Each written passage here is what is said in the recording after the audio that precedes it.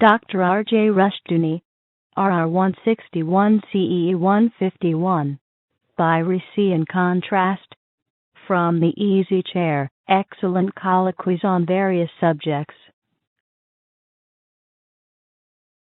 Dooney, Easy Chair number 261, March the 4th, 1992. This evening, Douglas Murray, Otto Scott, and myself will discuss, first of all, piracy and contracts. The subjects may seem unrelated, but we'll get around to relating them. Just a few general remarks before I have Douglas, who has some experience in this area, tell us much more about it.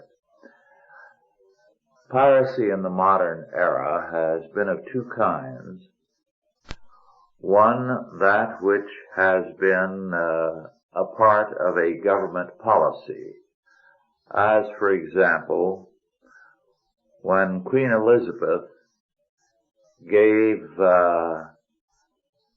letters to various sea captains, Sir Francis Drake and others, to wage an undeclared war on Spanish gold ships. She got a share of what was taken. This was legal. It was practiced by most governments. We outlawed it when we created the Constitution. Then there was the free enterprise of piracy, of scoundrels, criminals, who one way or another secured a ship, perhaps by stealing it in a port, and began to prey on the shipping of all countries. These were gangs of particularly desperate hoodlums. One scholar, a professor, B.R. Berg, B-U-R-G, has attempted to rehabilitate them into a kind of fraternity in his book, Sodomy and the Pirate Tradition, English Sea Rovers in the 17th Century Caribbean. In other words, these men were, in a sense, outcasts of society because they were homosexuals, and they became pirates and had a fellowship together, a kind of fraternity. We're not talking about piracy of the past. Piracy today is having a major revival all over the world. It gets no publicity. And with the decline of the British and the British Empire's loss, the Navy no longer is the guardian of the seas, and in almost every continent there are serious losses because of offshore piracy. Douglas, would you like to say more on the subject from your experiences? Well, quite a few years ago, in 1978, I was invited to go along as a radio operator on a scientific expedition that was organized from Europe by French and Swiss to go to Clipperton Island. Now, Clipperton Island was named for a freebooter or pirate of those days, and it came to be rather prophetic because in the course of traveling down there, we left San Diego. It's about a 5 or 6 day run down to Clipperton Island. We were on the radio continuously announcing our position and our estimated time of arrival at Clipperton on the amateur radio frequencies. And within a few hours after we got there, another boat pulled up on this deserted, totally uninhabited island. There were no other boats anywhere around the island. It's quite small. And I was down below working on some equipment, and I got a call from the captain of our boat to come up armed. And he knew I had brought a firearm with me. I got up on deck, and there was a rubber boat full of men who looked like they had just been picked off the back lot at some movie production studio. One guy had a patch over his eye. There were others that had parts of American military uniforms. They were armed with automatic weapons. They were carrying knives, and the captain had everybody come up on the starboard side of the boat that we were on and display the weapons. And they came over and asked who we were, what we were doing on the island, and how long we planned to be around, and so forth. And the captain gave evasive answers, and eventually, after seeing the weapons, the first mate had an automatic machine gun and various other weapons, where they decided to take off. They went back to their sailboat, and we watched them sail away. In the meantime, the skipper told me that these were one of many bands of pirates. This is the year 1978 now, that were roaming up and down the coast of Central and South America, and also in the South Seas, looking for people on small yachts, primarily pleasure boats, luxury yachts, who were taking their lifetime, living out their lifetime dream of taking a cruise to the South Seas on a small boat. And what they were doing was they were killing and stealing boats to order. Some of these people were known to be persona non grata in some countries, but in others they were welcomed by the local officials, both police officials as well as other government officials, because they would actually put in an order for a particular pleasure craft. And these fellows would go out and they would find one by numerous methods. One of the favorite methods was they would have one of their number would go up to the yacht harbor, say in San Diego or Huntington Beach, Newport Beach, and just hang around the docks and ask questions until they found someone who was getting ready to take off on one of these cruises with a brand new, fully outfitted boat, fully provisioned, first class boat. And they would talk about all of the possible things that could go wrong, and kind of scare the owners of the boat into taking him on as an extra hired hand to help them through these difficult situations. And what would happen is that they would have a prearranged destination. This fellow would kill the people on the boat, say a man and a wife team, throw them over the side to the sharks, and then take the boat to the prearranged destination. And they would listen to the radio during this period of time. And if it was announced on the various frequencies that this boat was missing, then they would strip all of the electronics and as much of the valuable stuff off the boat as possible, and then scuttle the boat, and away they go. If there was no information put out about that the boat was missing, then they would go ahead and deliver the boat to one of these government officials, and that's how they made their money. And this is an ongoing thing. Now, these fellows look like they were, some of them had just come back from Vietnam.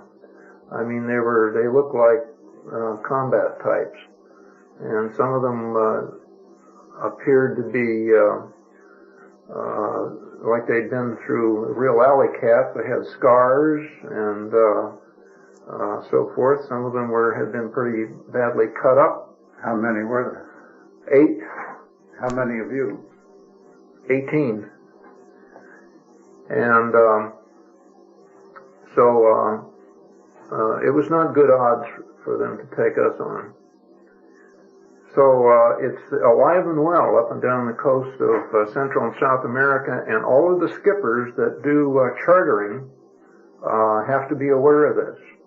and the skippers of the tuna boats and all of these other fishing boats that are worth millions. Some of these boats that go down and catch tuna off the coast of South America are worth millions of dollars, and they go heavily armed. Does our Navy have any role to play here? Once you get below the boundary between the United States and Mexico, the Coast Guard will not go any further. And the Navy doesn't bother to go along the coastal waters. During our cruise down there, we didn't see any American shipping at all, and that we were in the coastal shipping lanes. Or planes? No planes, no American planes. Well, I thought they were on the QV for drug smugglers. Well, I hadn't cranked up in 1978. Now it's there may be more interdiction efforts on the part of American military, but that didn't start until about 5-6 years ago. Well, according to Captain Roger Villar, an English sea captain in Piracy Today, Robbery and Violence at Sea since 1980, written in 1984.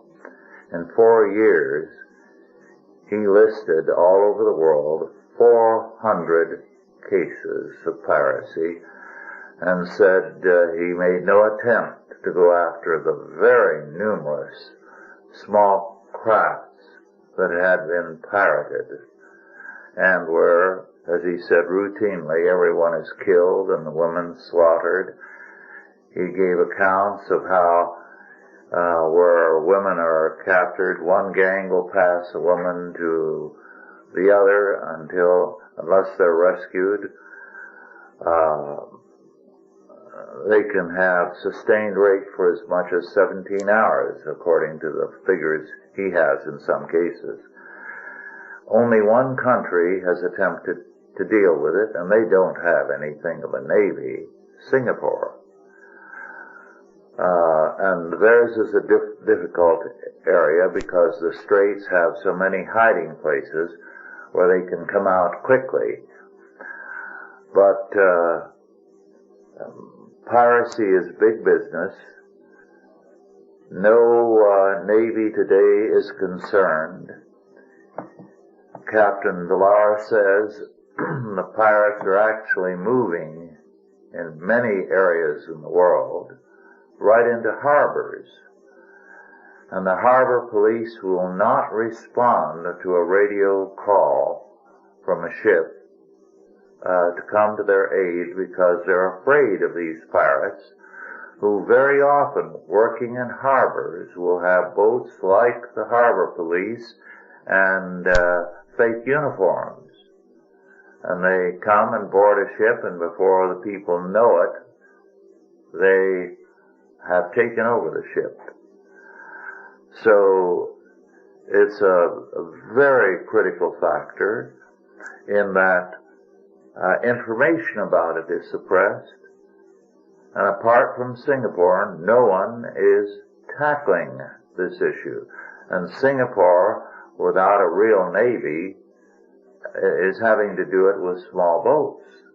Well, the only, I suppose, positive aspect of the drug trade, it has taken the pressure off of the depredations on small boat owners because there's much more money to be made in smuggling drugs than there is going after small yachts. So from that standpoint, it may have taken some of the pressure off, particularly in the coastal waters. It's very heavy in Africa, very severe, and in the Far East, in the Caribbean, off the coast of California and Mexico.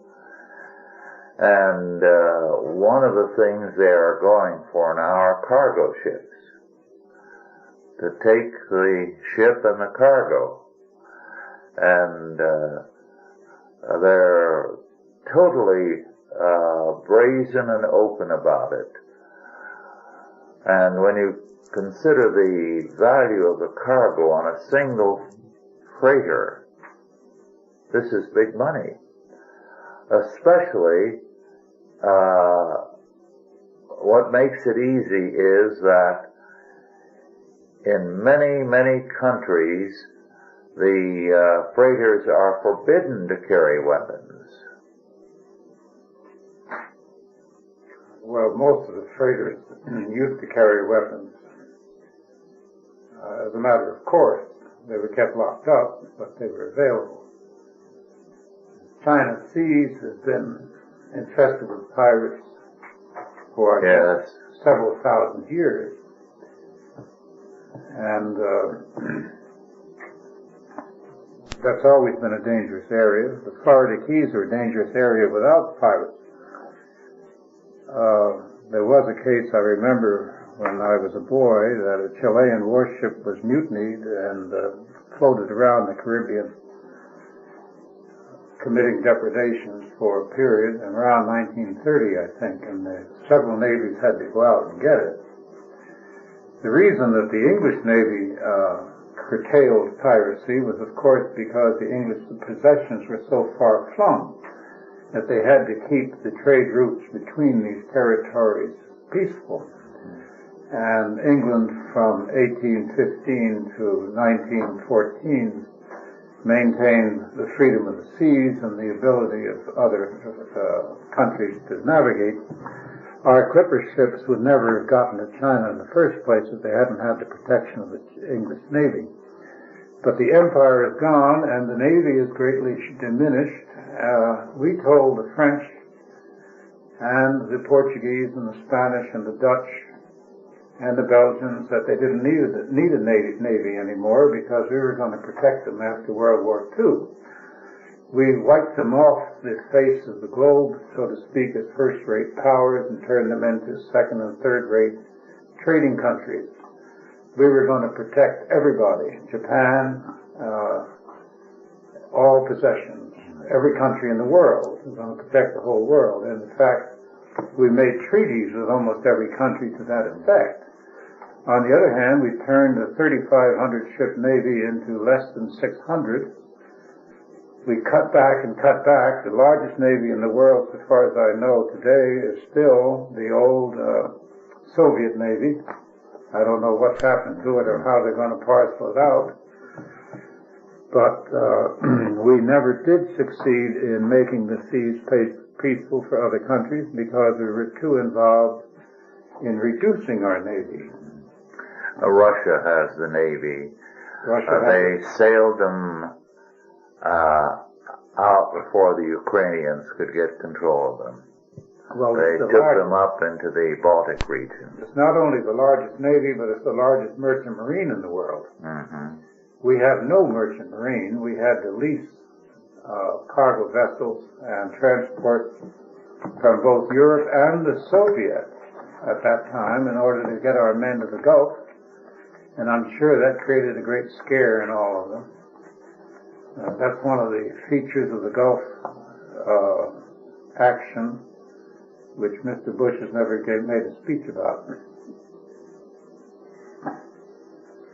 One of the things, quoting from Captain Villar, despite taking various precautions, many have been surprised at the extreme agility of young barefoot pirates. One commercial company offers detachable barbed wire which can be installed round the gunwale or just over the poop area when on passage and likely to be attacked from aft. It is a simple yet clearly effective defense. The China Seas and the Philippines are once again a vast network of piracy. It bloomed right after World War II. I remember Sherman Lemoyne was a master that I knew who got a ship to sail in the China area. I remember we were all very envious because he was going to be paid $1,000 in gold every month. And somebody gave him as a joke a sword to protect himself against the pirates. Well, any small boat that goes out today had better have good radio equipment. In fact, it's almost mandatory now that they become amateur radio operators. They check into a net that meets every so many hours, and if they don't check in, then somebody's looking for them. And in many cases now, they travel in a squadron. Several of them will go together. Yachts? Yes, private yachts for their mutual protection. Well, these are often taken over by amateur seamen. I remember the San Diego Yacht Club used to have lunch there every week.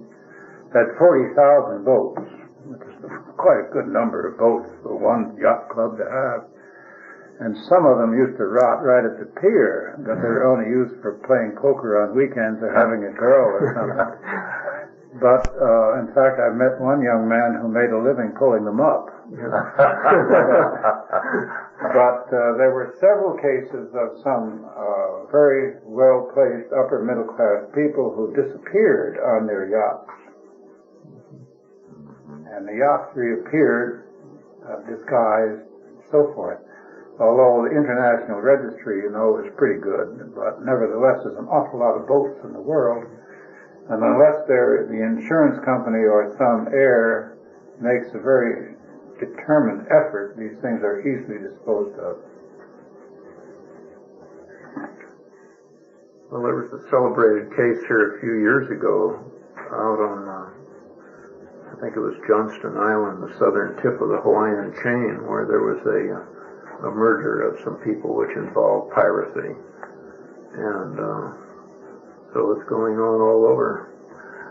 Well, you see, we're talking constantly about a one world order, and yet the United Nations, the United States, and all the countries of the world have lost all interest in protecting their own freighters, their own citizenry when they're on the high seas, or even in their harbors, so that the more they dream of a one world order, the more everything is crumbling around us. Well, that's because there's a change in the governmental attitude toward individuals.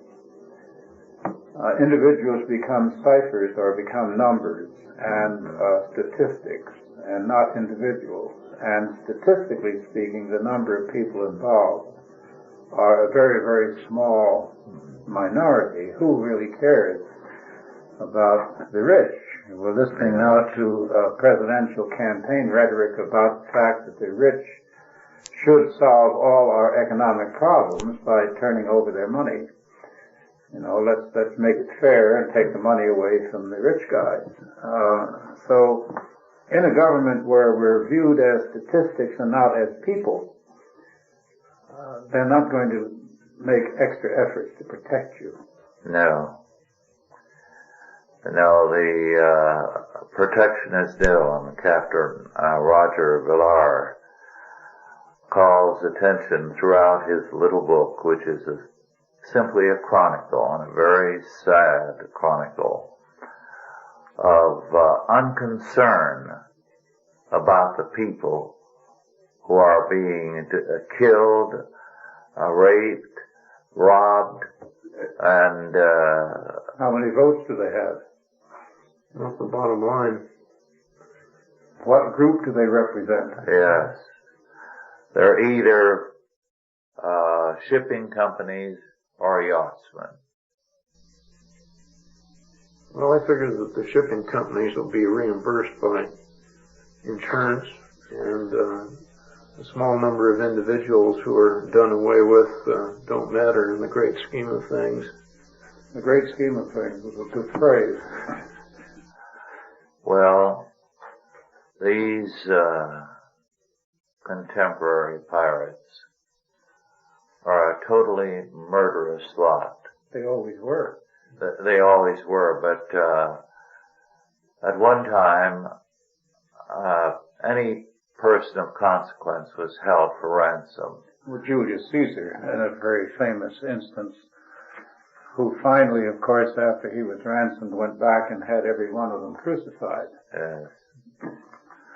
I've often thought, when these waves of concern about MIAs in Vietnam, I often think back to looking at these fellows in that rubber boat, and I'll bet you that at least 2 or 3 of them were MIAs, and they don't want to ever be found.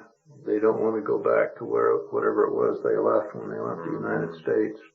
And there's probably hundreds of groups just like them. Well, that's a historic thing, too. Former soldiers, veterans of the wars, who are totally unhinged from domestic and peaceful life, they've been figures just as old as the pirates. Well, they are. Well, the results are becoming increasingly bad for trade figures. In other words, Southeast Asia has been a good market. But how good a market can it remain when freighters are regularly pirated? Regularly pirated sounds a little extreme to me. 404 years? Freighters? All kinds of ships, but primarily larger boats is what he's concerned with. Freighter is a pretty good sized ship. When I sailed, freighter carried 38 crew and cargo of many millions. Now, of course, the figures are tripled, quadrupled, whatever. I don't know where you could hide a freighter. No, what they do with the freighters is they pull alongside, especially in ports, in what appears to be a police boat and board. And then suddenly weapons are produced. Other ships pull up and swarm over them. They kill the captain and others.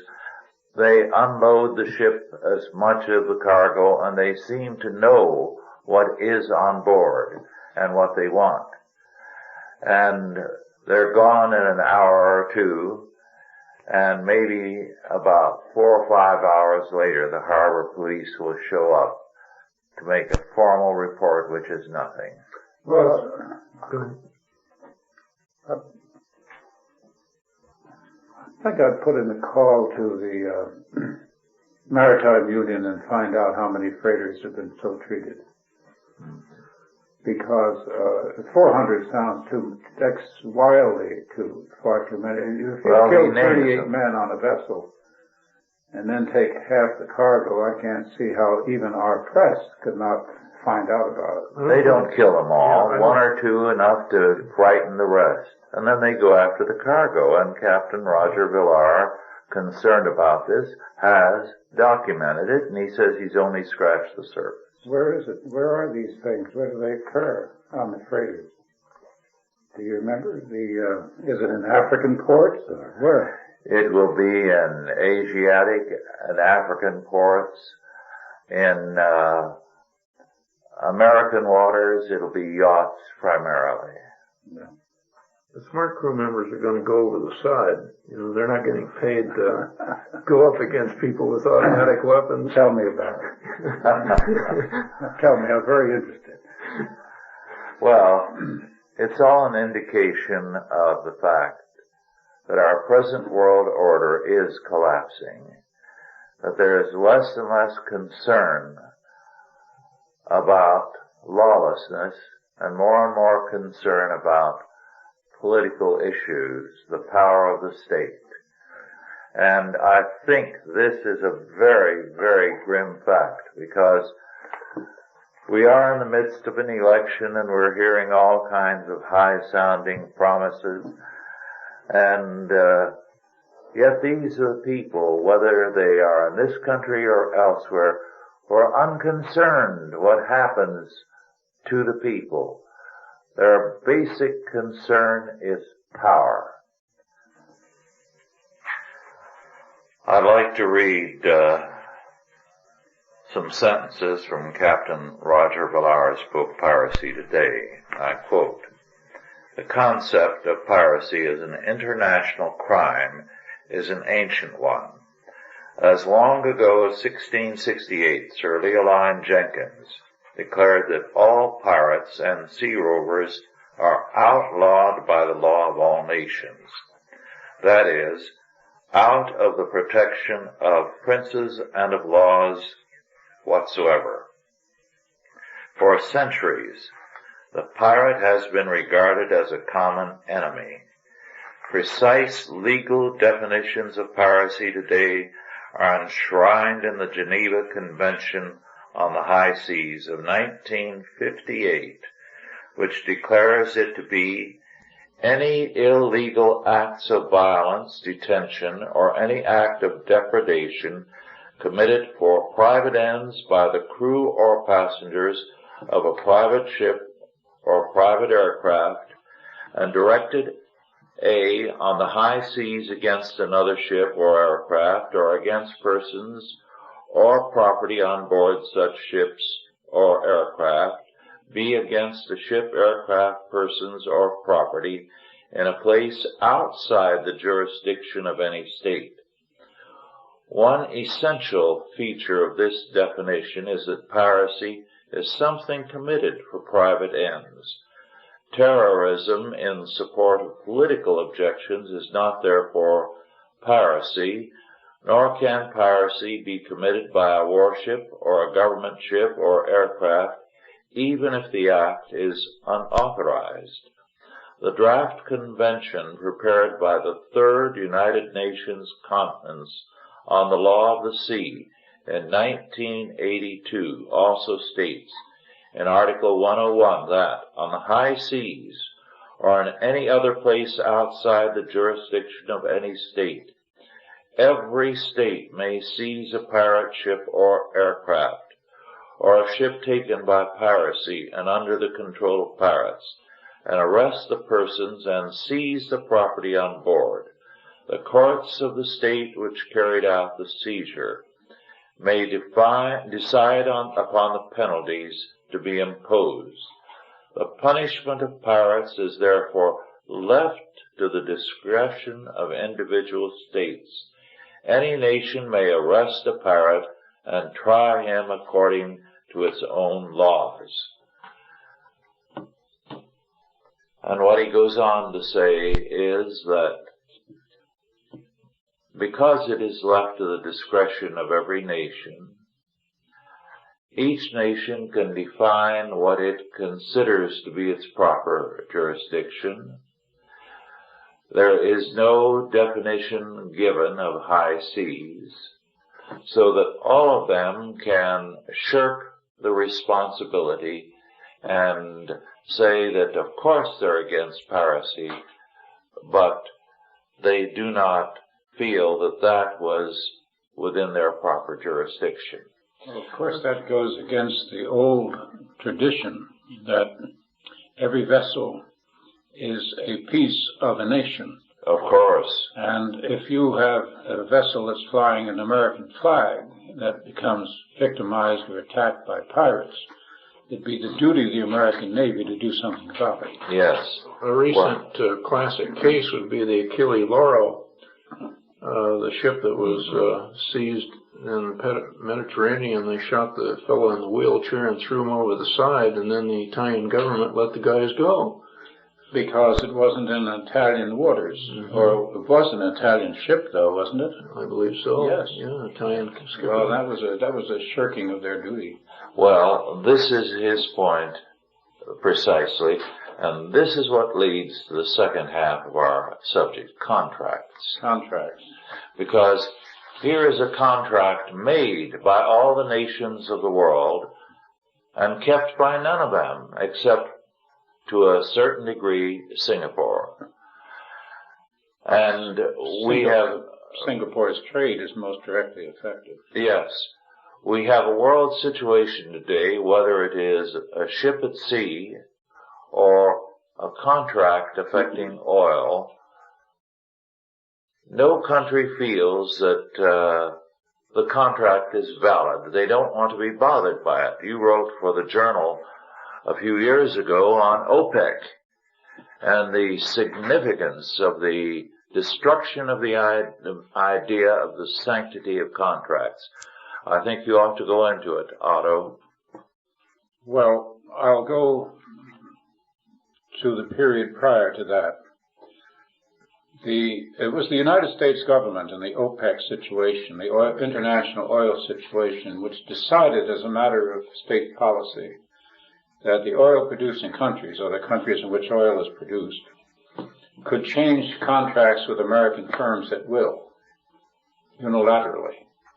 So, of course, that began the escalation of oil prices, which resulted in the embargo and all kinds of things. But even before that, there were two events which stand out in my mind. The first was the decision of the United States Supreme Court over the gold clause in American contracts.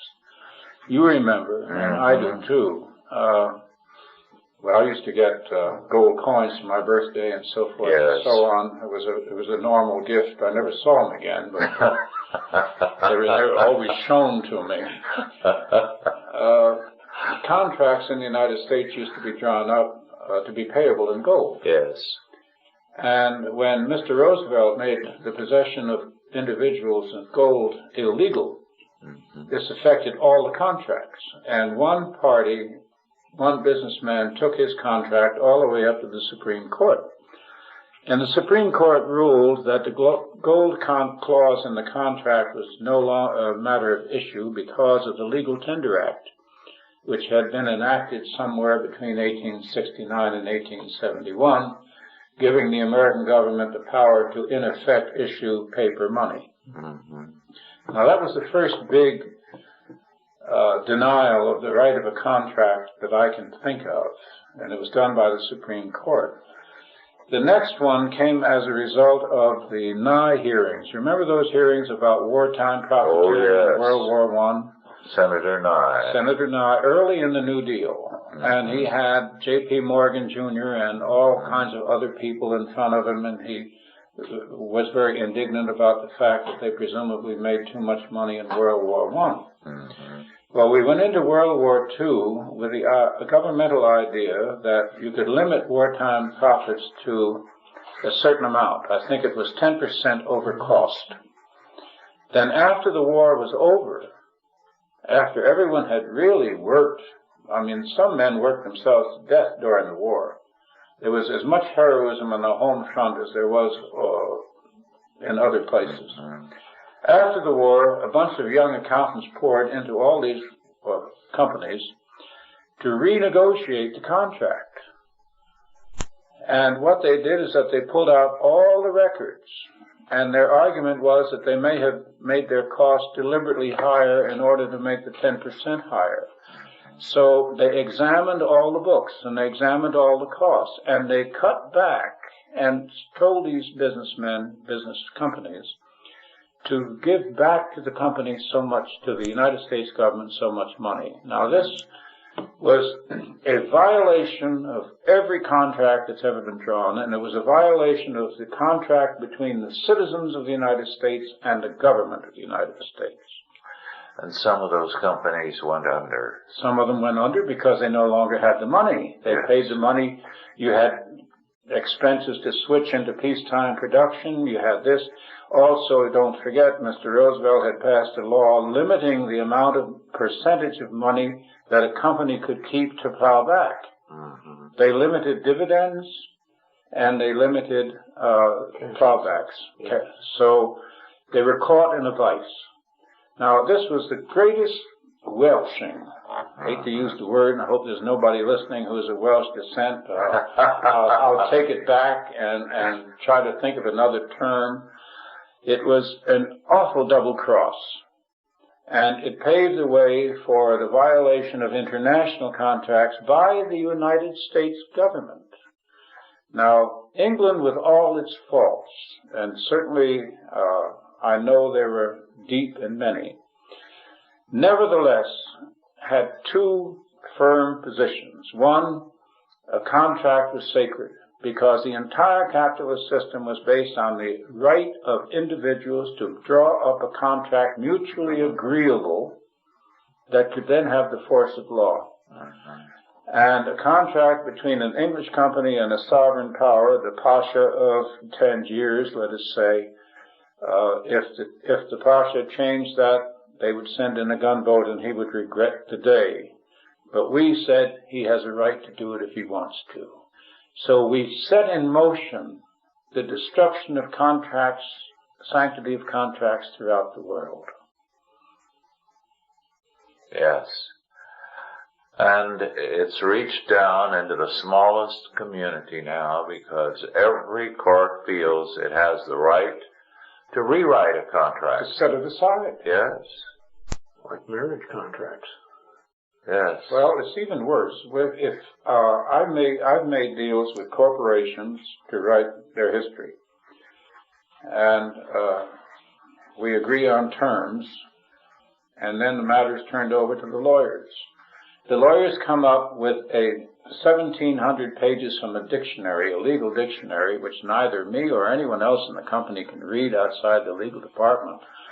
So I'm like any other small businessman. I'm in the position of trying to fulfill the terms of a contract I don't understand. Have you ever read an environmental impact statement? No, I haven't. You want a real joyride? I've tried to read them, and they're just incomprehensible, except to the people who draw them up. So the lawyers, then, are the only ones who understand what's in a contract. Yes. They can make anything out of it they want to. It's a big lump of clay. But then we've moved beyond contracts. Contract law is no longer the governing law in our judicial system. We've moved into torts. Now, a tort, just a few years ago, never appeared. It is a violation of a constitutional right by one individual over another. Now, that gets you into an area which is all smoke. And there is no limit to the amount of damages that can be claimed under a tort. So the contract is set aside, and now we have torts. Well, what has happened, for example, in the Christian school movement is that no school with any common sense will give a teacher a contract. You will work on a month-by-month basis. No contract. No contract, because anything written, no matter how you word it, if it goes to court, labor, meaning the Christian school teacher, will prevail against capital, the Christian school. So that anything written is dangerous because you're going to be a loser. Well, the argument seems to be, and correct me if I'm wrong, that the individual is not capable of understanding a contract and has to be protected by the court against the terms of the contract that they voluntarily signed. Yes, even when it's in very simple English, that, one school a few years back had every teacher sign a statement that they agreed that if they became pregnant and had a child, it was against their policy to have a working mother. The small child should be cared for at home. And they felt very strongly, religiously about that. And this woman signed such a statement and then sued. After she had a child. After she had a child. And was dismissed. And she was not rehired, so she went to court about it, and the court felt it had a perfect right to adjudicate the matter. Set aside the rules of the school. Yes. Because the courts feel that to intervene in almost any new area is an opportunity to exercise state sovereignty. Well, this is an extension of the contempt for the individual. Yes. That only the system can decide these issues, that they are too important for the individual to decide. contracts from being something religiously regarded have now become a form of piracy. Well, especially religiously, because the court does not recognize religious rules. Mm-hmm. You want to hear something bizarre?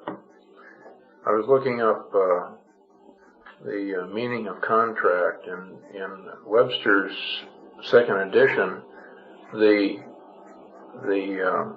root meaning that Blackstone gave in the law was an agreement upon sufficient consideration to do or not to do a particular thing, and everybody drew their meaning from that. But in Webster's Ninth New Collegiate, one of the things included is an order or arrangement for a hired assassin to kill someone. That's an example? That's an example. Now, we used to call that conspiracy to commit a crime. Well, it is. They're now calling that a contract. No, legally, it is a conspiracy to commit a crime. A contract, it has to be, in a contract, it used to be, you could not make a contract to enter into a slave relationship with somebody else. Peonage, in other words. Even if the individual signed such a contract, it was in violation of the Constitution because it was in violation of his constitutional rights. So there were limits to the whole idea of a contract. There had to be some benefit to both parties. Otherwise, people could be forced into unjust contracts. But you could, if I wanted to sell you my house for $1, that would be a valid contract. Well, I don't see any possibility of a return to the validity of contracts until we have a return to a biblical perspective. Because, as you said earlier, a contract was once regarded as a sacred obligation. And that's gone now. It used to be that a man's word was his bond. That was a common saying when we were boys. Well, that's true, and it still is in Wall Street. It was. No, it still is. In the crash of '87, Wall Street lost millions to investors who did not keep their word. Well, that's never to say that men didn't break their word in Wall Street. Yes. What I am saying is that any man who breaks his word in Wall Street will never do business in Wall Street True. again. But this was unprecedented. Well, the to number the of extent. people who broke their word were unprecedented. Yes, But Wall Street can only function of course. during the oil crisis. My friends in the oil industry deal with literally hundreds of millions of dollars in oil contracts every month over the phone. And this is a very fluid situation, so you may make an agreement to buy $1 million worth of crude at 2 o'clock in the afternoon at $10 a barrel, and 10 minutes later the price may go up or down. Yes. Makes no difference. You're still committed to $10. That's right. And there's no record of the $10 except your word and the word of the man that sold it to you. This gave the government of the United States a great deal of trouble because under Carter they passed a number of regulations governing trades. Now they've called all the oil companies in, and now we're talking about a span of 8 or 9 years, or even longer. I believe this was, let's say, 72 or 73, and this is 92, so we're talking about 9 or 10 years.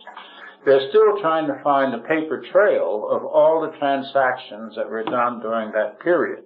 And there is no paper trail because it was done over the phone. And the bureaucrats in Washington cannot adjust to the idea that this amount of money can be handled over the phone on a man's word.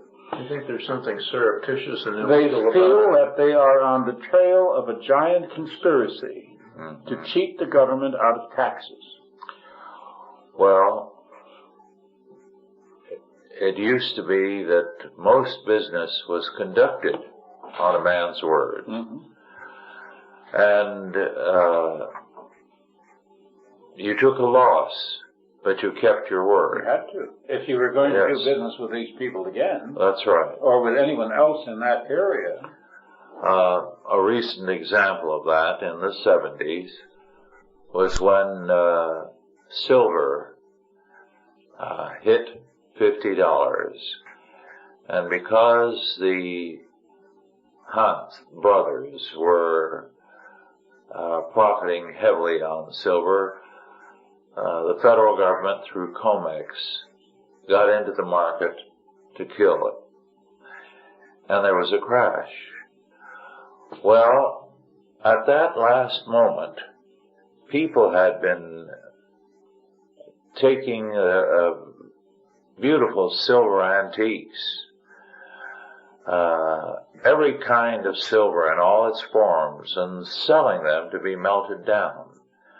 And the dealers were buying it in vast quantities. And they kept their word when the price... Even though the price went down. Yes. Even though it collapsed. Yes, they had to. Yes. It was a disaster for them financially, but they kept their word. Yeah. Now, that is the kind of thing that has prevailed. It was a verbal contract. It was honored. But what we are seeing presently, and it begins in the school, there's no sense of honor there.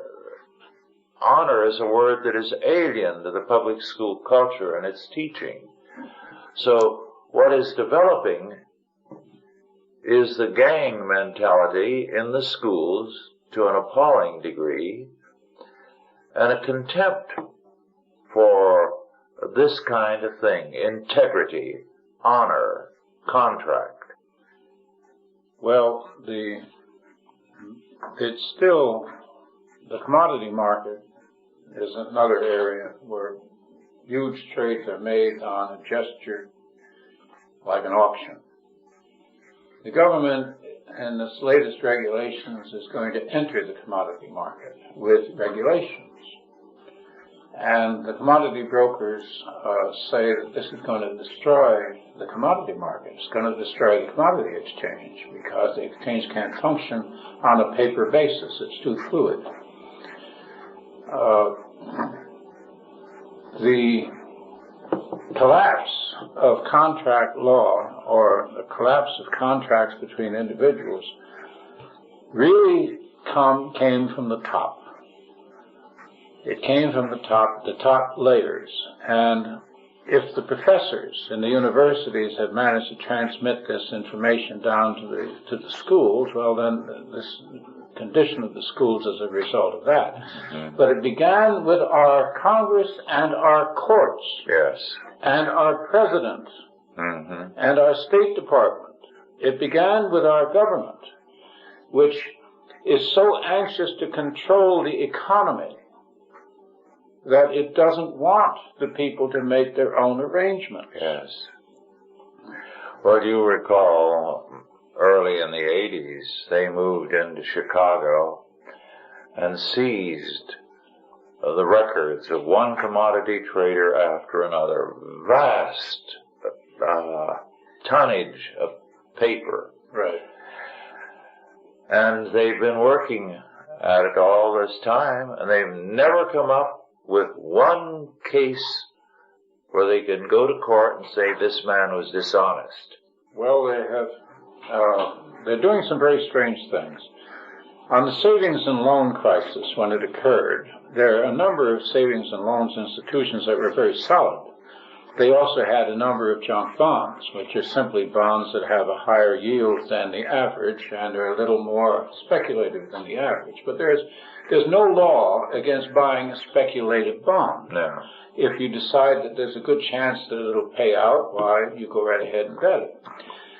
They came in with new regulations during the crisis, and they forced very solid savings and loans institutions to dump all their junk bonds on the market at once, which collapsed the value of the junk bonds, yes, and which created an enormous crisis out of what was a relatively minor crisis.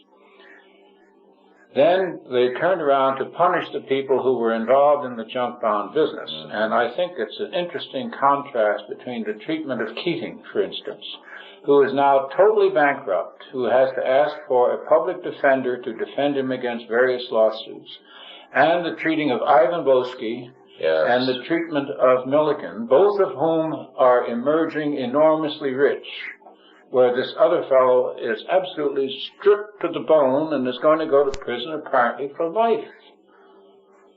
So you not only have the expansion of governmental controls, but you have the expansion of political favoritism in the application of regulations.